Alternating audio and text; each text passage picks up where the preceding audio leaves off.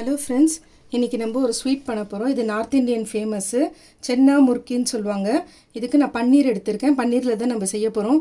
250 grams பன்னீர் எப்படி செய்யுதுன்னு சொல்லிட்டு நம்ம வீடியோவில் நான் போட்டிருக்கேன். அதுக்கு ஈக்குவலாக வந்து 250 கிராமுக்கு வந்து 1/4 kg சுகர் எடுத்திருக்கேன். ஏலக்காய் தூள் பண்ணி வச்சுருக்கேன்.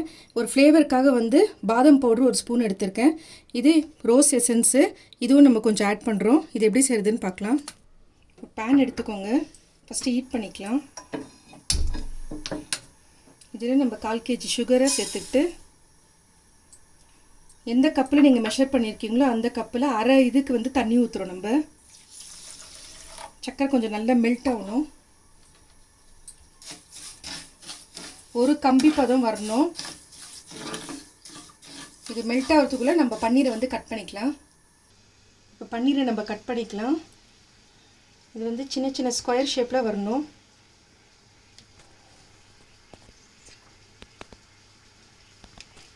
ரொம்ப பெருசாக கட் பண்ணாதீங்க, ஏன்னா இது இப்போ சுகர் சிரப்பில் வந்து இது வேகணும்.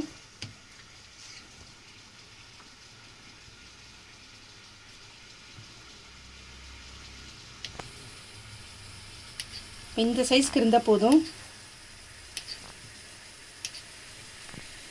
இந்த மாதிரி எல்லாத்தையும் கட் பண்ணி எடுத்துக்கலாம்.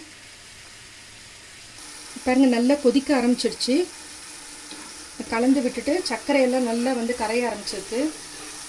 இது ஒரு கம்பி பதத்துக்கு வரணும். பாருங்கள், இந்த மாதிரி கட் பண்ணி எடுத்துக்கோங்க. இந்த அளவுக்கு இருந்தால் போதும், ரொம்ப பெருசாகவும் இருக்கக்கூடாது. இப்போ இதெல்லாம் நம்ம கப்பில் எடுத்துக்கலாம்.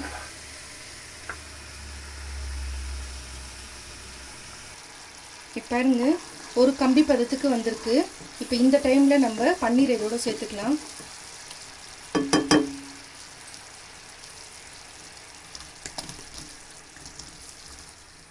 இந்த சக்கரை பாகுலேயே வந்து பன்னீர் நல்லா வேகணும்.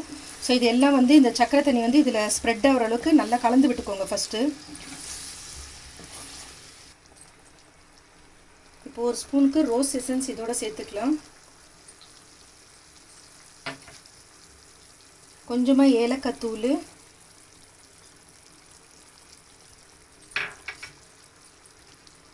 இதோட கொஞ்சம் ஒரு ஸ்பூனு பாதாம் பவுடரும் ஆட் பண்ணுறேன். இது கொஞ்சம் கலருக்காக நம்ம சேர்க்குறோம்.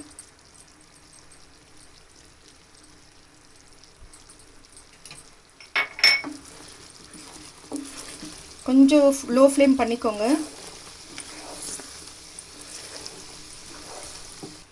இப்போ சக்கரை பாகு திக்காயிட்ட பிறகு நம்ம சேர்த்துருக்கோம் இல்லையா, இப்போ இந்த பன்னீர் வேக வேக வந்துட்டு இந்த பாகு வந்து கொஞ்சம் தண்ணி பதத்துக்கு வரும் நம்மளுக்கு. ஸோ அந்த டைமில் தான் வந்துட்டு நம்ம ஸ்டவ் ஆஃப் பண்ணணும். இன்னும் கொஞ்சம் வேகணும். இப்போ சக்கரை பாகெல்லாம் வந்து கெட்டியாக ஆரம்பிச்சிச்சு. இந்த டைமில் ஸ்டவ்வை ஆஃப் பண்ணிவிட்டு இதை வந்து கொஞ்சம் கிளறி விட்டுட்டே இருக்கணும்.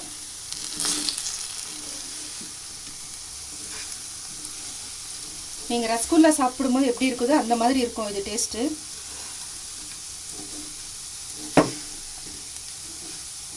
ஆஃப் பண்ணிவிட்டு கிளறிட்டே இருக்கணும், இல்லைனா சூட்டில் வந்துட்டு உங்களுக்கு அப்படியே ஒட்டிக்கும் கடாயில். தனித்தனியாக தெரியணும்.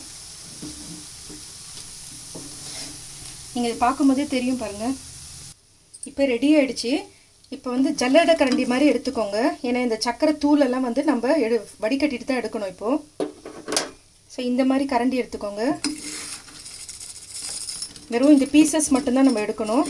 இது நெக்ஸ்ட்டு இந்த சுகர்லாம் வந்துட்டு வேறு எதுக்குன்னா நீங்கள் யூஸ் பண்ணிக்கலாம்.